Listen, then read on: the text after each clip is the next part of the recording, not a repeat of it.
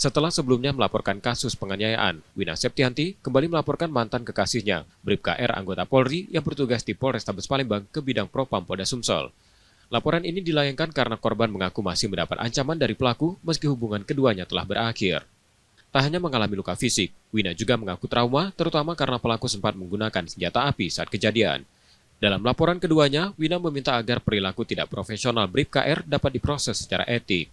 Laporkan beliau karena udah trauma banget aku, sama beri pelajaran lah buat dia biar cerah. Itu oknum polisi yang kemarin? Iya, benar.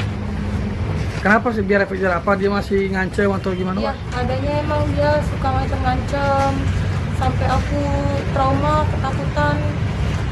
Ya, semoga pihak polisi memproses ini secara adil-adil ya. Kasus ini sempat viral di media sosial setelah video dugaan penganiayaan beredar luas. Peristiwa tersebut terjadi di sebuah rumah kos di kawasan Ilir Barat 1 Palembang. Dalam video, pelaku terlihat meminta korban masuk ke dalam mobil, lalu terjadi keributan hingga berujung penganiayaan. Diduga motif kekerasan dipicu rasa cemburu lantaran korban telah memiliki kekasih baru. Reski Oktora, Muklas Diferensial, Kompas TV, Palembang, Sumatera Selatan.